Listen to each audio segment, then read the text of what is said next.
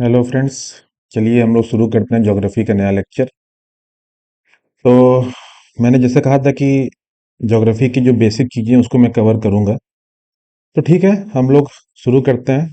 Geography में क्या पढ़ना है, मैंने पहले मानसून के बारे में बताया था। अब हम लोग सीरियल वाइज थोड़ा पढ़ना शुरू करेंगे ताकि जो बेसिक कॉन्सेप्ट्स हमारा क्लियर होते चले। तो हम शुरू करते हैं पहले फिजिकल ज्योग्राफी। और फिजिकल ज्योग्राफी में जो हमारा टॉपिक होगा क्लाइमेटोलॉजी। अब क्लाइमेटोलॉजी आपको तो पता ही है कितना इंपॉर्टेंट टॉपिक है और कितना ये कंफ्यूजिंग टॉपिक होता है। क्योंकि ये कंफ्यूजिंग इसलिए होता है क्योंकि इसमें बहुत सारे कॉन्सेप्ट्स होते हैं जो कहीं ना कहीं बहुत ज़्यादा यूज आते हैं हमें। ठीक है, अब एग्जाम पॉइंट ऑफ व्यू से देखा जाए तो यूजफुल तो है ही है ये, खासकर जो डेली लाइफ हमारी जो चीज़ें हम देखते हैं आसपास या समझते हैं उन सारी चीज़ों के लिए भी जरूरी है। जैसे मैं एग्जांपल समझाता हूँ आपको। आपने देखा होगा कि जाड़े के मौसम में जब सुबह उठते हैं आप तो कोहरा पड़ा रहता है। ये कोहरा कैसे होता है, कैसे फॉर्म होता है, क्या रीज़न है, ये क्लाइमेटोलॉजी में पढ़ेंगे हम। ये बारिश हो रही है, बारिश कैसे हो रही है, क्यों हो रही है, किसी कोई एरिया है वो गर्म है, थोड़ा दूर आप जाते हैं तो एरिया ठंडा होता है, जब पहाड़ों पे जाते हैं तो वहाँ ठंडा मिलता है, आपको सतह पे आपको गर्मी मिलती है। गर्मी के मौसम में हम हिमाचल, देहरादून, मसूरी घूमने क्यों जाते हैं, ठंडा होता है वहाँ, क्यों होता है। बादल बन रहे हैं, क्यों बन रहे हैं, क्या जो आपका एटमॉस्फेयर है या जो जो रात में आप देखते हैं कई सारी चीजें, या जो रेडियो वेव सिग्नल है, ये सारी चीजें हम इसमें कवर करेंगे। ठीक है, तो शुरू करते हैं। तो क्लाइमेटोलॉजी शुरू करने से पहले जो कुछ चीजें ऐसी हैं जो बहुत जरूरी होती हैं समझने के लिए, तो अगर वो चीजें क्लियर नहीं होंगी ना तो मैं हम लोग आगे समझ नहीं पाएंगे, कहीं ना कहीं कंफ्यूजन बना रहेगा। तो मैं बेसिक शुरू करता हूँ। ठीक है, मेन टॉपिक पे आने में हो सकता है मुझे 2 लेक्चर लग जाए, लेकिन ये जो बेसिक इन्फॉर्मेशन होगी आप लोगों के लिए बहुत काम की होगी। ठीक है। ठीक है, मैं कोशिश करता हूँ समझाने की। बाकी आप लोग भी कोशिश करिए समझने की। ठीक है, तो पहला चीज ये है, पहले हम बात करते हैं अपने धरती से। जो अर्थ है, अर्थ का जो शेप होता है ना, कि अर्थ का शेप कैसा है। बहुत से लोग कहेंगे कि अर्थ जो है वो क्या है, स्फेरिकल है। कुछ लोग कहेंगे नहीं ये ओवल है, अंडा के आकार का है। ठीक है, कुछ लोग उसे गोल कहेंगे, कुछ लोग कहेंगे नहीं ऐसा कुछ अंडे के आकार का है। ठीक है, लेकिन जो अर्थ का एक्चुअल शेप है ना, उस शेप को कहते हैं जियोइड। मतलब जियो मतलब क्या होता है, अर्थ। जो अर्थ का शेप है वो अर्थ के तरह ही है। ये सुनने में बड़ा अजीब लगता होगा लेकिन साइंटिस्ट ने इसे नाम दिया है जियोइड। इसलिए नाम दिया है क्योंकि जो अर्थ का शेप है ना वो यूनिक है। इसके तरह कुछ और नहीं है धरती पे या इस दुनिया में। तो इस यूनिक शेप की होने की वजह से जो अर्थ का शेप है उसको इसी का नाम दे दिया गया जो कहते हैं जियोइड। तो ये शेप कैसा है, ये शेप कुछ ऐसा है। यहाँ पे जो पोल्स हैं, यहाँ पे थोड़ा ये फ्लैट है। और ये जो इक्वेटर है, इस वाले पोर्शन में ये थोड़ा सा उभरा हुआ है। ठीक है। सवाल ये उठता है कि ये जो शेप है अर्थ का, इसके पीछे रीजन क्या है। ये पूरी तरह से गोल क्यों नहीं है, और जो गोल अगर नहीं है तो ये जैसे ये कहते हैं ना ये उभरा हुआ है, तो ये उभरा हुआ क्यों है। इसे समझने के लिए हम ऐसे समझते हैं। ये आपका अर्थ है और ये रिवॉल्व कर रही, सॉरी रोटेट कर रही है वेस्ट टू ईस्ट। तो कोई भी चीज अगर रोटेट करेगी तो उसके जो सेंटर यानी जो इक्वेटर वाला पोर्शन है, यहाँ पे सेंट्रीफ्यूगल फोर्स काम करेगा। ठीक है, सेंट्रीफ्यूगल फोर्स काम करेगा। सेंट्रीफ्यूगल फोर्स ऐसे समझिए, ये थोड़ा टेक्निकल है। सेंट्रीफ्यूगल फोर्स का मतलब ये हुआ ना कि जब कोई चीज घूम रही है तो ये उसको बाहर की तरफ धकेलेगा। यही रीजन है कि जो आपका जो अर्थ है वो इक्वेटर के पास क्या हो रहा है, थोड़ा सा बल्जी है। मतलब बल्जी इन द सेंस कि ये उभरा हुआ है। यहाँ पे कैसा है, उभरा हुआ। और इसके कंपैरिजन में जो आपका पोल्स है, ये वाला पोर्शन और ये वाला पोर्शन थोड़ा सा दबा हुआ दिखता है आपको। ठीक है, ये आपको समझ में आ गया कि ये उभरा हुआ क्यों है, इसके पीछे रीजन क्या है। अब हम और देखते हैं, हम ये देखते हैं, दूसरा रीजन ये देखते हैं कि जो शेप है इसकी वजह से फर्क क्या पड़ा। ठीक है, ये जो उभरा हुआ शेप है, चाहे जो वो वहां दबा हुआ शेप है पोल्स के पास, उसकी वजह से फर्क क्या पड़ा। तो फर्क ये पड़ा कि आपका ये अर्थ है, यहाँ पे उभरी हुई है सतह। तो यहाँ जो सतह उभरी हुई है, तो ये जो रेडियस है R1, इसको मैं सही से कर दूं, R1, और ये जो रेडियस है इसको मान लीजिए R2। तो R1 की वैल्यू क्या होगी? वो कम होगी R2 से। ठीक। तो R1 की वैल्यू R2 से कम हुई, तो हमें ये भी पता होना चाहिए कि जो ग्रेविटेशनल फोर्स है उसका फॉर्मूला क्या होता है, G m1 me/r²। ठीक है। तो अगर कोई बंदा यहाँ खड़ा है A और कोई बंदा यहाँ खड़ा है B, तो A पे क्या होगा, A पे जो फोर्स होगा ना, वो होगा ज्यादा, R²। ज्यादा क्यों होगा? कॉज रेडियस की वैल्यू, R1 की वैल्यू क्या है, वो कम है। और जो B होगा, B पे जो फोर्स लगेगा वो कम लगेगा, मतलब वो जो ग्रेविटी होगी वहां पे कम होगी। क्यों? क्योंकि R2 की वैल्यू क्या है, ज्यादा है। तो यहाँ जो रेडियस की वैल्यू ज्यादा है, तो ये डिवीजन में है, तो ये क्या कर रहा है, इस पूरे वैल्यू को कम कर दे रहा है। ये आपको कॉन्सेप्ट समझ में आ गया कि रेडियस की वजह से जो ग्रेविटेशनल फोर्स है उसमें अंतर आ जाता है। इसीलिए हम देखते हैं कि जो पोल्स है, पोल्स पे जो ग्रेविटी है वो ज्यादा होती है इन कंपैरिजन टू इक्वेटर। ये ऐसा नहीं है कि बहुत ज्यादा डिफरेंस है, मैं कह रहा हूँ इन कंपैरिजन, तुलनात्मक दृष्टि से अगर देखा जाए तो। ठीक है, ये कुछ सिंपल सी बात थी। अब आगे बढ़ते हैं, बात करते हैं लेटीट्यूड और लॉन्गिट्यूड की। ये सब जानते होंगे आप लोग, ठीक है, लेकिन इसमें कुछ कॉन्सेप्ट्स होते हैं वो मैं बताऊंगा आपको।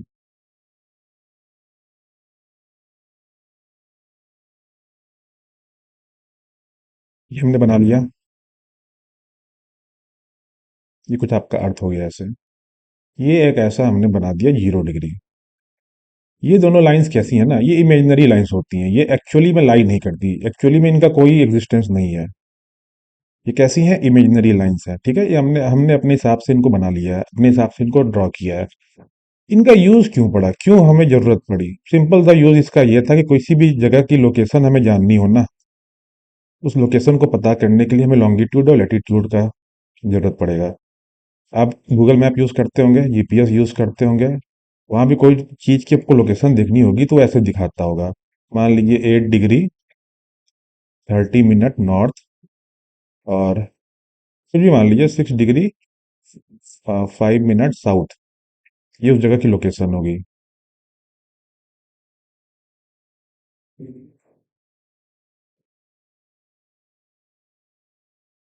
नहीं, कुछ गलत कर रहा हूँ मैं, 1 मिनट।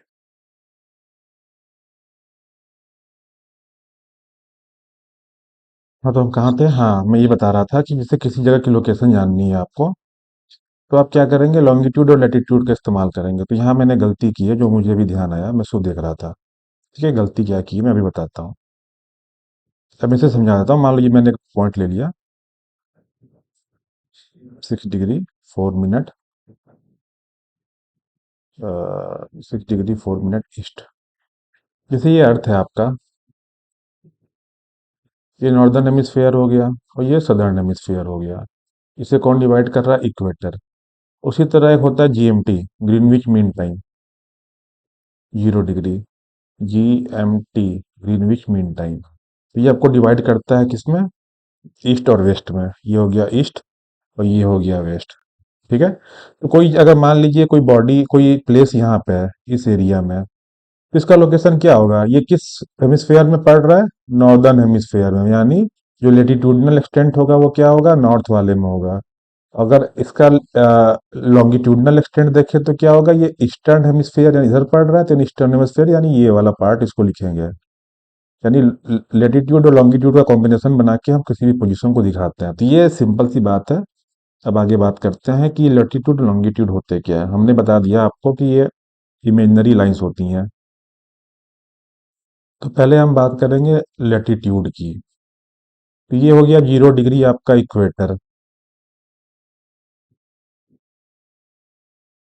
तो इसी इक्वेटर के पैरेलल हम लाइन ड्रॉ करते हैं। ठीक है, ये लाइंस ड्रॉ होती हैं इसके पैरेलल, जो कहाँ तक जाती हैं, पोल्स तक जाती हैं। उसी तरह जो सदर्न हेमिस्फेयर है वहां भी ऐसा होता है। ठीक।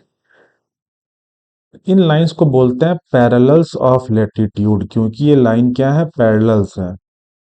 पैरेलल्स ऑफ लैटिट्यूड एक दूसरे के पैरेलल होती हैं, और इनकी नंबरिंग कैसे होती है, जैसे ये 0 डिग्री है तो ये मान लीजिए 23 डिग्री हो गया, ये 60 डिग्री हो गया, ये यहाँ पे पोल्स पे 90 degree.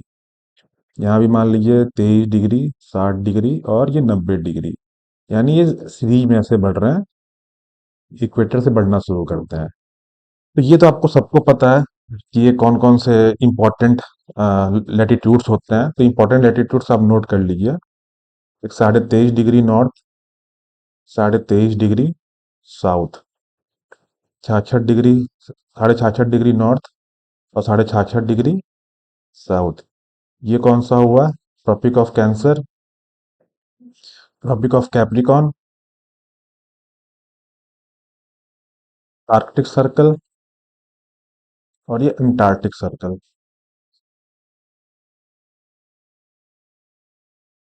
90 degree north, north pole, 90 degree south, south pole. ये हमारे क्या है, ये हमारे हो गए आपके लैटिट्यूड्स। ठीक है। अब कुछ और बात कर लेते हैं। अब जिससे बात क्या करता है, बात ये करनी है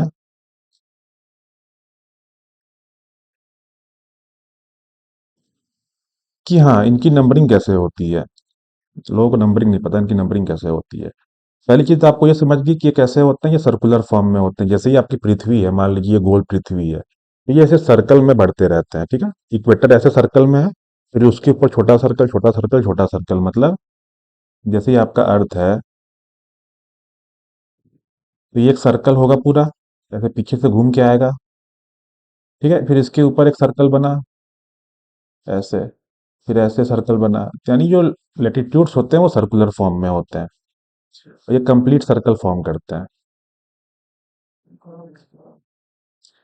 अब बात करते हैं इनकी नंबरिंग कैसे होती है। ठीक है, ये नंबरिंग, ये डिग्री इनको मिला कैसे, ये आया कहाँ से, ये कैसे नापा गया। तो ऐसे समझिए कि ये मान लीजिए एक, अरे यार ये मुझसे गोला नहीं बनता भाई, ये डिजिटल टैबलेट पे यूज करना बड़ा डिफिकल्ट काम है।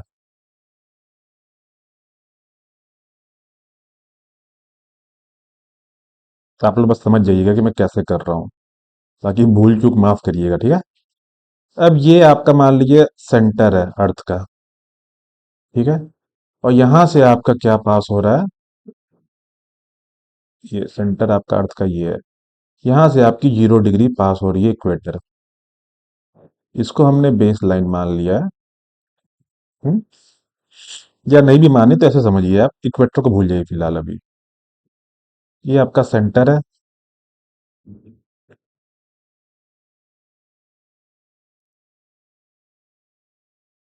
हम्म, यहां से इसको जोड़ दीजिए, ये आपका बेस लाइन हो गया। ठीक है, इस पॉइंट से ये जो पॉइंट यहाँ पे मिला, इसको लेके हमने एक सर्कल बना दिया। ठीक है, एक सर्कल बना दिया, ये बन गया इक्वेटर। अब बाकी हम लाइंस कैसे ड्रॉ करते हैं, बाकी डिग्रीज कैसे डिसाइड होती हैं, तो बाकी डिग्रीज ना यहाँ से डिसाइड होती हैं, इस जगह से। जैसे मान लीजिए हमें 20 डिग्री का बनाना है लैटिट्यूड, तो यहाँ से 20 डिग्री का एंगल नापा हमने, 20 डिग्री, ये यहाँ टच हुआ। तो इसको लेके हमने क्या किया, एक सर्कल ड्रॉ कर दिया वहां पे सरफेस पे। ठीक। मान लीजिए हमें हमें 66 डिग्री का बनाना है, तो हमने क्या किया, यहाँ से नापा 66 डिग्री, ये यहाँ पे टच हुआ, तो हमने क्या किया, यहाँ से लाइन ड्रॉ कर दी इस सरफेस पे। उसी तरह 90 डिग्री वाला कैसे होता है, ये 90 डिग्री यहाँ तक जाएगा, 90 डिग्री हो गया, ये 90 डिग्री यहाँ मिला, तो यानी ये लाइन यहाँ ड्रॉ हो गई, ये सर्कल यहाँ ड्रॉ हो गया। वैसे ये सर्कल होता नहीं, ये पॉइंट होता है, लेकिन इसे सर्कल ही मानिए फिलहाल। तो ये हो गया आपका नॉर्थ पोल, जिसकी वैल्यू क्या होती है, 90 डिग्री। ठीक। ये समझ में आ गया कि हम कैसे ड्रॉ करते हैं। तो हम सेंटर से नापते हैं, सेंटर से वो उसको ड्रॉ करते हैं। तो उसको आगे समझते हैं। अब हम चलते हैं लेटीट्यूड्स पे, सॉरी लॉन्गिट्यूड्स पे। ये तो आपको लेटीट्यूड समझ में आ गया। अब लेटीट्यूड का इंपॉर्टेंस बहुत होता है क्लाइमेटोलॉजी में, क्योंकि ये भी अभी आपको नहीं समझ में आएगा, जब मैं पढ़ाऊंगा ना तो आपको पता चलेगा लेटीट्यूड या लॉन्गिट्यूड का क्या इंपॉर्टेंस है। इसीलिए जब तक कॉन्सेप्ट क्लियर नहीं होगा वो चीज़ें समझ में नहीं आएंगी। अच्छा, एक कॉन्सेप्ट और बता दूं मैं। ठीक है, लैटिट्यूड समझ में आ गया। अब ऐसे समझते हैं, थोड़ी चीज़ और देख लेते हैं। 1 मिनट में एक काम करता हूँ, मैं एक इमेज लगा देता हूँ, ज़्यादा समझ में आएगा आसानी से। ऐसे चीज़ें गड़बड़ हो रही हैं। ठीक है। तो हम आते हैं लैटिट्यूड पे। मैंने डाउनलोड कर लिया इमेज, इमेज के थ्रू दिखाता हूँ आपको। तो लैटिट्यूड में पढ़ा रहा था, तो इंपॉर्टेंट इंपॉर्टेंट लैटिट्यूड्स थे, उसके बाद लॉन्गिट्यूड पे चलते हैं। तो पहले लैटिट्यूड समझ लेते हैं। ये मान लीजिए अर्थ का आपका शेप है। तो जो आपका इक्वेटर है वो समवॉट यहाँ से पास हुआ है, ठीक है। ये मान लीजिए कुछ ऐसे पास हुआ है, और यहाँ से आपका लगभग, जो कहते हैं ना, 23 डिग्री नॉर्थ आपका वो है।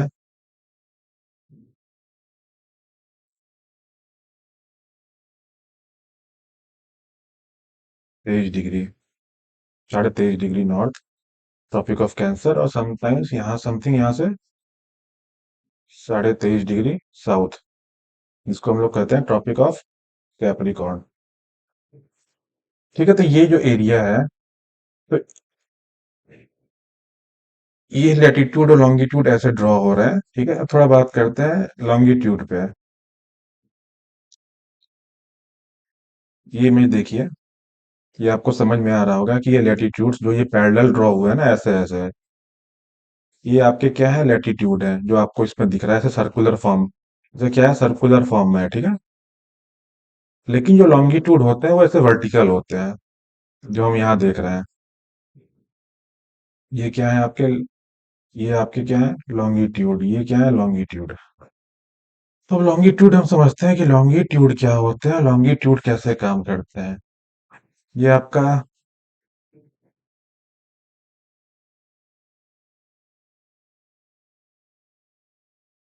ये आपका सो कॉल्ड अर्थ में बना लो, ठीक है। हाँ, जैसे ये मान लीजिए मैं अर्थ बना रहा हूँ, इसे थोड़ा बड़ा कर देते हैं। अगर जब ये अर्थ मैंने बना लिया, अब इस पे समझते हैं कि लॉन्गिट्यूड कैसे काम कर रहा है। तो यहाँ पे जो एक जीएमटी है, जिसको कहते हैं ग्रीनविच मीन टाइम, वो ऐसे बीचों बीच से पास हो रही है। ये क्या है, आपकी जीएमटी, जिसे 0 डिग्री भी कहते हैं। जीरो 0 डिग्री लॉन्गिट्यूड कहते हैं इसे, ठीक है।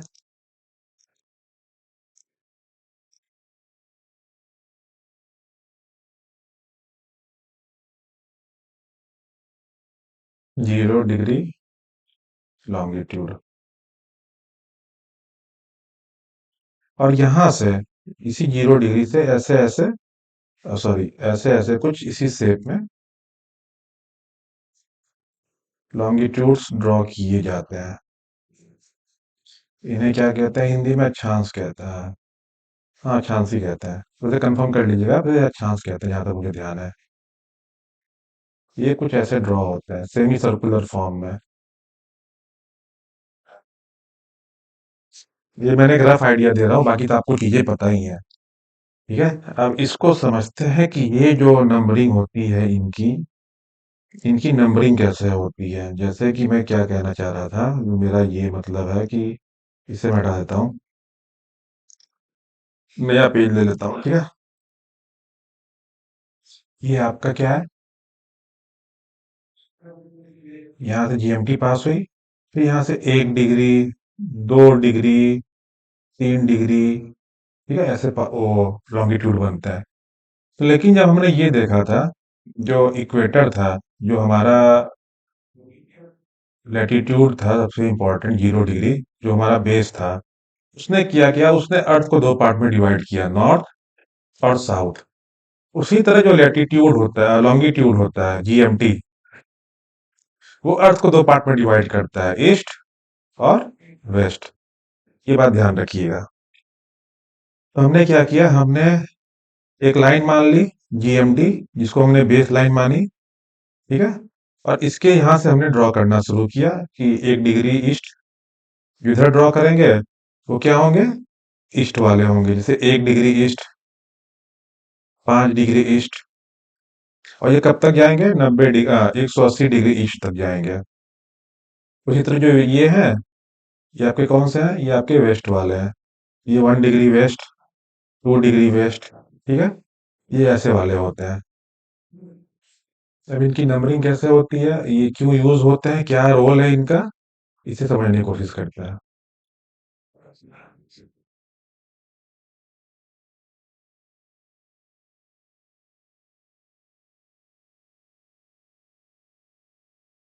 तो देखिए, मान लीजिए कि हम ऊपर से देख रहे हैं। ये क्या है आपका? नॉर्थ पोल है। ठीक? हम ऊपर से देख रहे हैं, पृथ्वी के ऊपर से। मतलब ये मान लीजिए पृथ्वी है, तो हम यहाँ से खड़े होकर देख रहे हैं। तो यहाँ से हमने ये देखा कि यहाँ से एक लाइन आई हुई है, वो नीचे जा रही है। वो कौन सी है लाइन? जीएमटी। तो हमें अगर मान लीजिए 5 डिग्री का लॉन्गिट्यूड बनाना है, तो यहाँ से हम क्या करेंगे? एंगल नापेंगे, इसको बेस मान के। हमने क्या किया, एक एंगल नापा 5 डिग्री का, उसको नीचे ले गए, और उसको नीचे ले जाके फिर ये साउथ पोल जो इसके नीचे होगा वहां ले जाके मिला दिया। ये हो गया 5 डिग्री वाला लॉन्गिट्यूड। इसी तरह हमें मान लीजिए 90 डिग्री बनाना होगा, तो 90 डिग्री कैसे बनेगा? ऐसे कुछ बनेगा। 180 डिग्री कैसे बनेगा? ऐसे बनेगा। ये एंगल यहाँ से नापा जा रहा है। तो लॉन्गिट्यूड बेसिकली कैसे, कहाँ से कैलकुलेट हो रहा है? ऊपर से, मतलब पोल से। और लैटिट्यूड कैसे कैलकुलेट हो रहा था? सेंटर से। ठीक। तो ये लैटिट्यूड और लॉन्गिट्यूड का बेसिक जानकारी थी, तो जो मैंने आपको बता दिया। लेकिन एक चीज और जो इसमें काफी इंपॉर्टेंट फैक्ट है, उसे मैं बता दूं। वो इंपॉर्टेंट फैक्ट क्या है? वो इंपॉर्टेंट फैक्ट ये है कि जैसे हमने बताया कि ये आपका अर्थ है, और 360 लॉन्गिट्यूड होते हैं। कैसे? ईस्टर्न हेमिस्फेयर में, ये ईस्ट वाला पार्ट है, मतलब ये जीएमटी है। इधर क्या है? ईस्ट। इधर क्या है? वेस्ट। ईस्ट वाले से कहा था 0 से 180 डिग्री इसमें होते हैं, ठीक है। और वेस्ट वाले पार्ट में 0 से 180 डिग्री वेस्ट। यानी कुल मिला के 360 डिग्री, मतलब 360 लेटीट्यूड्स होते हैं डिग्री वाले, लॉन्गिट्यूड्स। तो अब इसका लॉन्गिट्यूड का इस्तेमाल हम टाइम निकालने के लिए करते हैं। कैसे? How? How time is calculated? Calculated. हमें पता है कि जो अर्थ है वो एक रोटेशन, ये पूरा एक रोटेशन कंप्लीट करने में कितना लगाती है? 24 आवर। यानी 360 डिग्री रोटेशन हो रहा है 24 आवर में। यानी एक आवर में कितना डिग्री ये मूव करेगी? 360/24। कितना आएगा? मान लीजिए कि 24, 36, 15। यानी ये 1 घंटे में 15 डिग्री मूव हो रहा है। मतलब जो सन की पोजीशन है, वैसे सन तो मूव नहीं करता, अर्थ मूव करती है। लेकिन जो सन का अपेरेंट पोजीशन है कि एक, मान लीजिए कि 0 डिग्री पे सन उगा हुआ है इस समय, तो 1 घंटे के बाद वो सन कहाँ पहुंच जाएगा? 15 डिग्री पे, ठीक है। यानी 15 डिग्री का डिफरेंस हो रहा है 1 घंटे में। इसको कैसे समझा जाए? 1 डिग्री मूव करने में सन को 1 डिग्री मूव करने में, सन को, मैं रिलेटिव पोजीशन की बात कर रहा हूँ, ठीक है। 1 डिग्री मूव करने में कितना टाइम लग रहा है? 1/15 आवर। यहाँ से कैलकुलेट कर लिया हमने। यानी 60/15 मिनट, यानी 4 मिनट। ये समझ में आ गया आपको कि 1 डिग्री की मूवमेंट के लिए हमें लगभग 15 मिनट का समय लगता है। अब टाइम कैसे कैलकुलेट करते हैं? देखिए, टाइम जो है ना, वो अर्थ के पोजीशन के हिसाब से कैलकुलेट होता है। सुबह हुई, हमने टाइम बोला कि 6 बज रहा है। दोपहर हुई, 12 बजा। शाम हुई, 5 बजा। रात हुई, 11 बजा। तो हम सन के हिसाब से अपना टाइम देखते हैं, टाइम कैलकुलेट करते हैं कि टाइम कैसे मैनेज हो रहा है। मैं एग्जांपल से समझाता हूँ। एक व्यक्ति है, कोई व्यक्ति है, वो इस समय 15 डिग्री लॉन्गिट्यूड पे खड़ा है, 15 डिग्री ईस्ट। ठीक है। यानी ऐसे समझ लीजिए कि यहाँ कोई 15 डिग्री का लॉन्गिट्यूड है, यहाँ खड़ा है वो। इस समय दिन के बज रहे हैं 12। अगर 60 डिग्री ईस्ट लेटीट्यूड की बात करें, सॉरी लॉन्गिट्यूड, बार बार कंफ्यूज हो रहा हूँ मैं, लॉन्गिट्यूड की बात करें तो वहां टाइम क्या होगा? मैंने क्या कहा था? सन क्या, अर्थ क्या है? वो पूरब से पश्चिम, पश्चिम से पूरब, वेस्ट टू ईस्ट रोटेट कर रही है। वेस्ट टू ईस्ट रोटेट करने का मतलब क्या हुआ कि अगर यहाँ पे सूरज निकला है, ये कोई जगह है, ठीक है, जगह समझ लीजिए, यहाँ सूरज उदय हुआ, सूरज यहाँ निकला, यहाँ पे लोग रहते हैं और यहाँ पे लोग रहते हैं। तो जब अर्थ रोटेट करेगी तो इन लोगों के लिए अभी क्या है, अभी सुबह सूर्योदय नहीं हुआ, ठीक है, इनके लिए क्या है कि अभी सूर्योदय नहीं हुआ, ये थोड़ा सा पीछे है। लेकिन इन लोगों के लिए सुबह हो चुकी है। जैसे मान लीजिए कि यहाँ सूरज है, यहाँ के लोगों के लिए तो उजाला हो चुका है, लेकिन यहाँ के लोग क्या है, अभी भी रात में है, अंधेरे में है। जब ये मूव करके यहाँ पे आएगा तब तो उजाला होगा ना। इसी यहाँ के लोगों के लिए क्या हुआ, सूरज निकल चुका है, लेकिन यहाँ के लोगों के लिए सूरज नहीं निकला है। तो जब अर्थ मूव करेगी तो ये ठीक इसका पोजीशन धीरे धीरे धीरे धीरे बढ़ के यहाँ पे आएगा, और ये पोजीशन यहाँ सन के आगे शिफ्ट हो जाएगा, ठीक है। यानी इनके लिए सूरज का सवेरा कब होगा, बाद में होगा। यानी अगर हम ईस्ट की तरफ बढ़े तो टाइम क्या होता है, टाइम बढ़ता है। कैसे बढ़ता है, मैंने यहाँ समझाया कि ईस्ट में जितना जाएंगे उतना पहले सूर्योदय होगा, उतना पहले सूरज दिखेगा।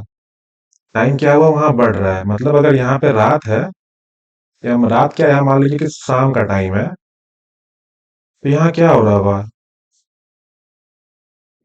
क्या हो रहा होगा बताइए आप, यहाँ सुबह होगी। सुबह होगी या दोपहर, कुछ भी मान लीजिए।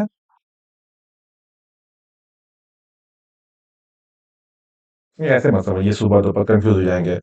टाइम से समझिए। जैसे मान लीजिए कि ये है, ये थोड़ा ऐसे मत समझिए, थोड़ा अलग तरीके से समझाता हूँ, ज्यादा बेटर रहेगा। इस कॉन्सेप्ट को भी छोड़िए आप, सीधे ग्लोब पे आते हैं, सीधे मैप पे आते हैं, वहां समझने में आसानी होगी आपको। तो उस इमेज को ले लेता हूँ मैं, ठीक है। इस इमेज से अच्छा मैं अपना इमेज बना लूँ एक।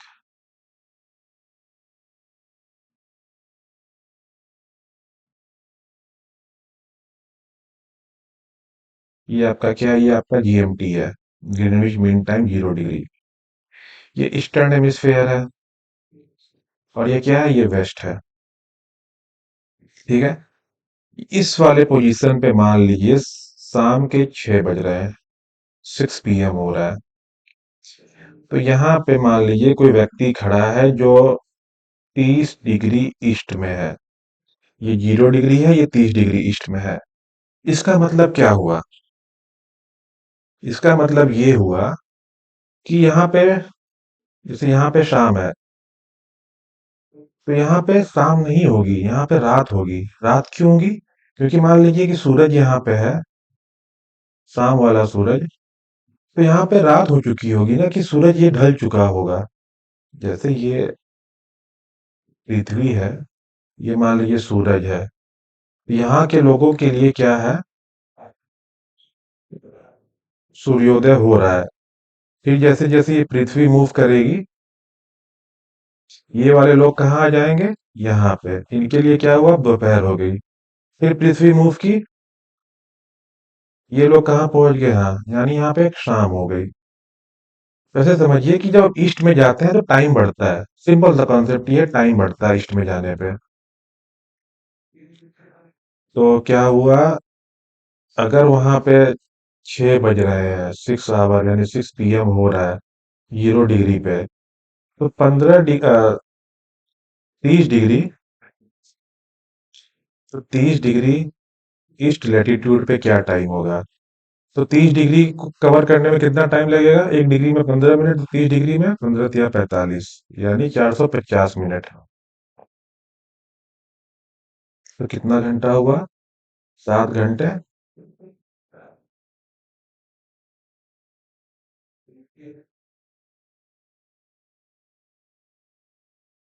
हम्म, 4 मिनट ना। 1 डिग्री को कवर करने में 4 मिनट लगते हैं।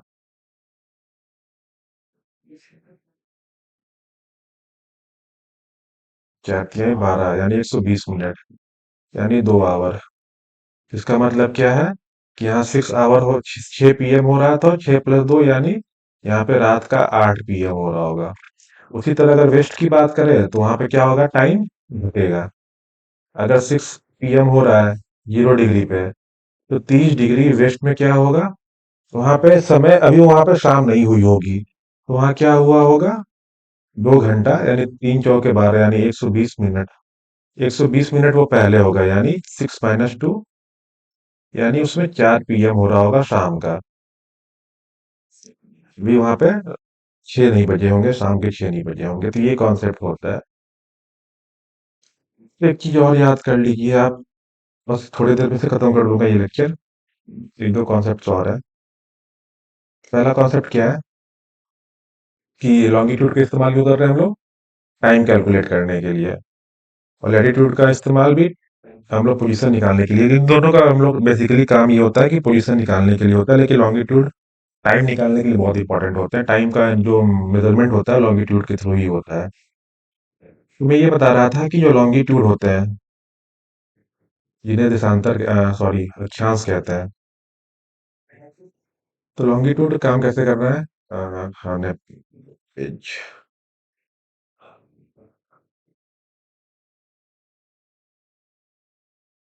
हाँ, एक ही ये समझ लीजिए, जो कंट्रीज हैं,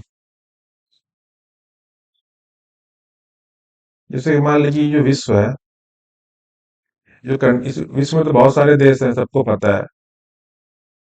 कोई एक देश तो है नहीं, है- लगभग 200 करीब देश हैं। ये मान लीजिए आपका ऐसा कुछ है,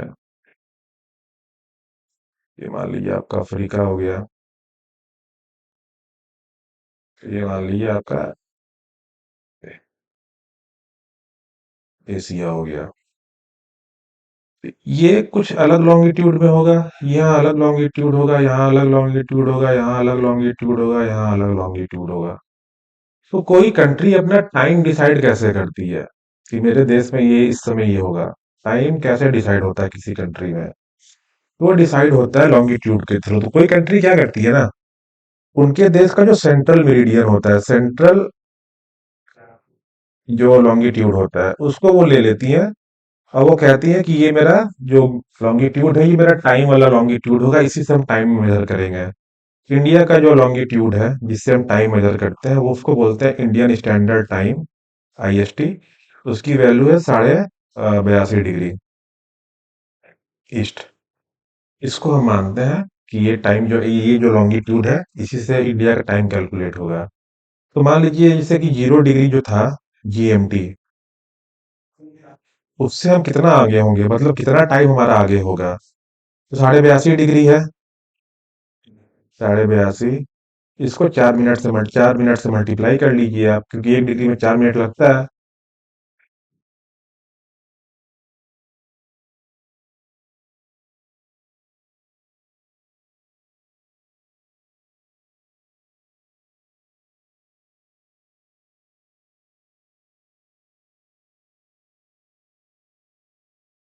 5 × 20 5 × 35, 10, 14, 15, 10, 2 यानी 350 मिनट, यानी सॉरी ये गड़बड़ हो गया कैलकुलेशन।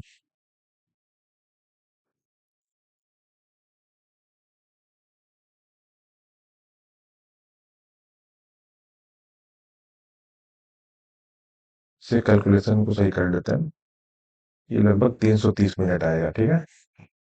330 मिनट का क्या मतलब हुआ, 5 आवर 30 मिनट। यानी जो इंडिया है वो GMT से कितना आगे है, 5.5 घंटा हम आगे हैं, यानी पॉजिटिव है।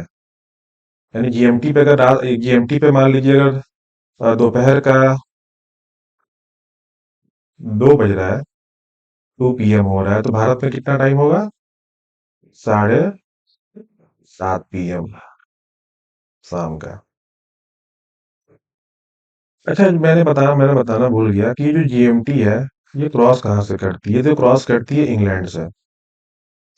इंग्लैंड या ब्रिटेन कह लीजिए। सवाल ये उठता है कि ब्रिटेन से क्यों क्रॉस करती है, कहीं और से क्यों नहीं क्रॉस करती, इसी को क्यों मानक माना गया? ये कहा गया कि जो रॉयल ऑब्जर्वेटरी है वहां की,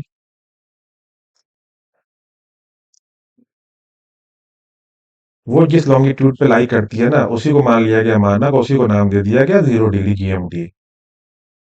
ये एक नोमेनक्लेचर है, बस मान लिया गया, ऐसे बहुत सारी चीजें मानी जाती है जिसे भी मान लिया गया। ये डिसाइड कब हुआ था? 1884 में, ठीक है। उसी से हम लोग सारा कैलकुलेट करते हैं कि वो इंग्लैंड का जो वहाँ का टाइम है, उसी के हिसाब से सारा कंट्री का टाइम वो डिसाइड होता है। कुछ इंपॉर्टेंट कॉन्सेप्ट्स वो बता दूं मैं, थोड़े बहुत और हैं, बस 2 मिनट की बात और है, धैर्य रखिएगा आप लोग।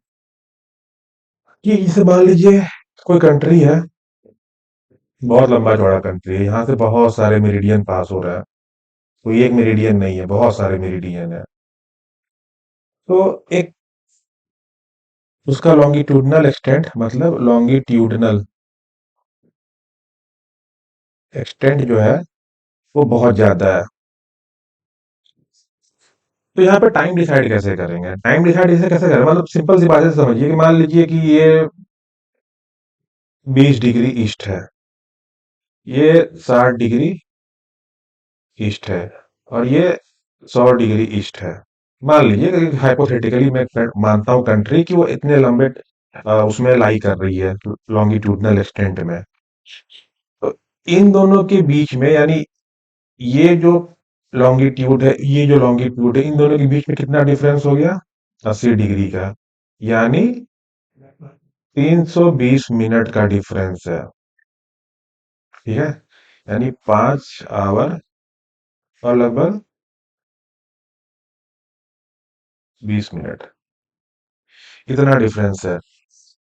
तो अगर इनको जैसे मान लीजिए कि 20 डिग्री को मान लिया गया टाइम, वो मान लिया गया वहां के स्टैंडर्ड मेरिडियन मान लिया गया। तो यहाँ पे मान लीजिए अगर सुबह 6 बज रहा है, ठीक है, सुबह 6 बज रहा है, सुबह 6 AM हो रहा है, इसके अनुसार पूरे कंट्री में यही टाइम लागू होगा। यानी यहाँ भी क्या हो रहा होगा? 6 AM। लेकिन लॉजिकली देखा जाए तो ये 6 AM यहाँ थोड़ी हो रहा होगा। यहाँ तो सूरज निकल के, कहते हैं ना कि वो दोपहर दोपहर हो चुकी होगी, सूरज एकदम खोपड़ी पे आ चुका होगा लोगों के, ओवरहेड होगा, है ही ना। यहाँ तो सुबह हो रही है, सूरज सूरज निकल रहा है, लेकिन यहाँ तो जो सूरज है वो दोपहर वाली कंडीशन है, लेकिन टाइम क्या बताएगा? 6 AM। इसीलिए ऐसी कंट्रीज जहाँ पे लॉन्गिट्यूडनल एक्सटेंट ज्यादा होता है, वहाँ एक टाइम जोन नहीं होता, कई सारे टाइम जोन होते हैं। जैसे आपका मान लीजिए रसिया है, उसके 11 टाइम जोन है, क्योंकि उसका एक्सटेंट बहुत बड़ा है लॉन्गिट्यूडनल। यूएस और कनाडा, इनका जो टाइम जोन है लगभग 6 टाइम जोन है इनका। इंडिया में क्या है? इंडिया में एक ही है, एक ही टाइम जोन है। लेकिन इंडिया में भी डिमांड की जा रही है, ठीक है। हमने ये आपका इंडियन स्टैंडर्ड टाइम यहाँ से पास हो रहा है, इलाहाबाद के रीजन से। तो लोग, यहाँ के लोगों का कहना है कि भाई आपने इसके हिसाब से तो टाइम डिसाइड कर लिया, लेकिन हमारे यहाँ सुबह जल्दी हो जाती है, क्योंकि यहाँ सूरज पहले निकल आता है। तो जब तक इसके हिसाब से सूरज निकल रहा है, टाइम हो रहा है, यहाँ पर 9-10 बज चुके होते हैं लॉजिकली, मतलब दोपहर का टाइम आने वाला होता है। तो ये कह रहे हैं कि भाई हमारे लिए अलग टाइम जोन, तो इंडिया में डिमांड ये की जा रही है, कम से कम 2 या 3 टाइम जोन होना चाहिए, जो ये डिसाइड करे, ठीक है। ये कॉन्सेप्ट था। अब एक इंटरनेशनल डेट लाइन का कॉन्सेप्ट था, वो भी हल्का सा समझ लीजिए। छोटे से बताऊंगा, ब्रीफ में, ज्यादा कुछ नहीं बताऊंगा। बहुत सिंपल सा कॉन्सेप्ट है, वो भी ज्यादा डिफिकल्ट नहीं है, उसको देखते हैं वो क्या होता है। जैसे ये पृथ्वी है, पृथ्वी को क्या किया हमने? ऐसे खोल दिया, जैसे ये गोल थी तो हमने इसे ओपन कर दिया। तो ये आपका वो है, ये आपका 0 डी, सॉरी,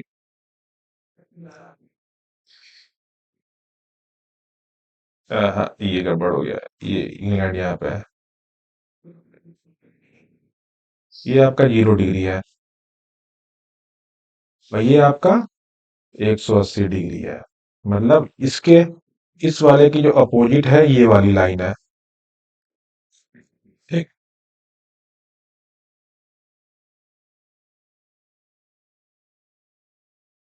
इतना समझ में आ गया। इस लाइन को बोलते हैं इंटरनेशनल डेट लाइन।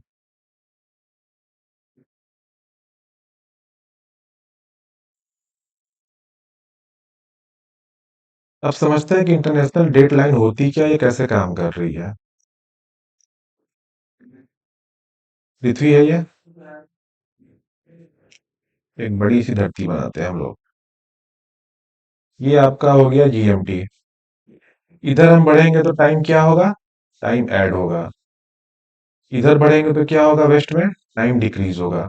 मतलब जैसे मान लीजिए इस समय रात के 1 बज रहे हैं, 1 PM, और आज है मान लीजिए मंडे। ये जीएमटी पे टाइम हो रहा है। ठीक। तो जब इधर बढ़ेंगे तो टाइम क्या होगा, 1 PM के बाद मान लीजिए यहाँ 3 PM, यहाँ 6 PM, फिर ऐसे घूमते गए उधर पीछे गए, 9 PM, 12 PM।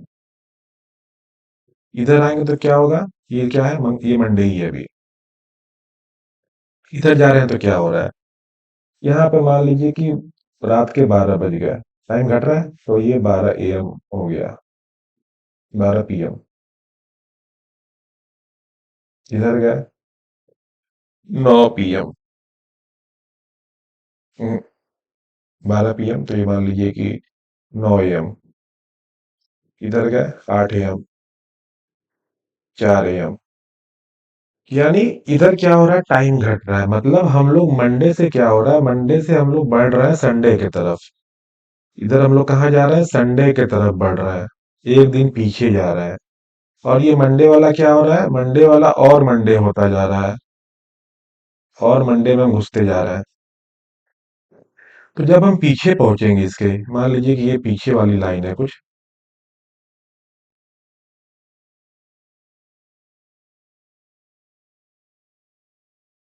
मान लीजिए इसके पीछे ये लाइन है जो इसके दिख नहीं रही है। ठीक है। तो जब इसके हम पीछे पहुंचे,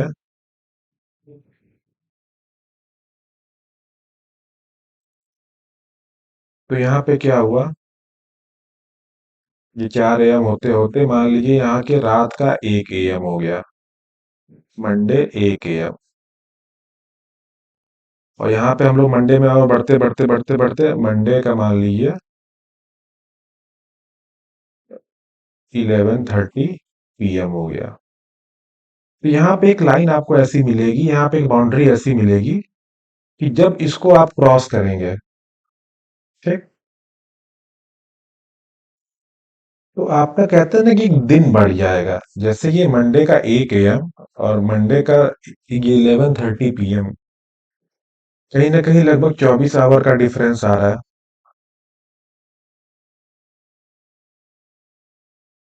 आ रहा है ना। ये तो मैंने हाइपोथेटिकली लिया है। यानी 24 आवर का डिफरेंस आ रहा है। यानी जो इंटरनेशनल डेट लाइन है, आइडियल को जब हम क्रॉस करते हैं तो एक दिन का डिफरेंस यानी 24 आवर का डिफरेंस देखने मिलता है। ठीक है। ये कैसे डिफरेंस देखने को मिलता है, इसका सिंपल सा लॉजिक ये है कि ये अगर 0 डिग्री है, इधर कितने हैं, 180 डिग्री लेटीट्यूड इधर, लॉन्गिट्यूड इधर, 180 डिग्री लॉन्गिट्यूड इधर है, ईस्ट में। ये लॉन्गिट्यूड क्या हो रहा है, टाइम बढ़ा रहा है, ये लॉन्गिट्यूड क्या हो रहा है, टाइम घटा रही है। ये वेस्ट वाले हैं, ये ईस्ट वाले हैं। यानी इधर कितना हुआ, 720 मिनट, यानी 12 घंटे। इधर कितना हुआ, 720 मिनट, यानी 12 घंटे। यानी इधर हम जा रहे हैं तो क्या हो रहा है, 12 घंटे हमारे घट रहे हैं, उधर हम बढ़ जा रहे हैं तो क्या हो रहा है, 12 घंटे बढ़ रहे हैं। तो जब पीछे आइडियल पे जाके जब ये लाइन दोनों जाके मिलेंगे, तो आइडियल क्रॉस करने पे एक पूरा 24 आवर का डिफरेंस आपको देखने को मिलेगा। यानी उसी को कहते हैं कि एक दिन का नफा, एक दिन का नुकसान। एक दिन का या तो फायदा हो जाएगा आपको पूरा। एक दिन का फायदा कब होगा, जब आप ईस्ट से वेस्ट की तरफ जाएंगे, और नुकसान कब होगा? जब वेस्ट से ईस्ट की तरफ जाएंगे। तो ये कॉन्सेप्ट है लॉन्गिट्यूड का। तो मुझे तो लगता है कि आज की वीडियो तो काफ़ी लंबी हो गई। होपफुली आपको अच्छा लगा होगा। बाकी कुछ भी होगा, मैं छूटा रहा होगा तो मैं उसको अगले लेक्चर में डिस्कस करूंगा। बाकी थोड़ी देर बाद नया लेक्चर एक अपलोड करूंगा। वो क्लाइमेटोलॉजी का ही सेकंड पार्ट होगा। सेकंड पार्ट क्या, कॉन्सेप्ट्स का सेकंड पार्ट होगा। उसके बाद क्लाइमेटोलॉजी पूरा स्टार्ट की जाएगी। ठीक है, थैंक यू।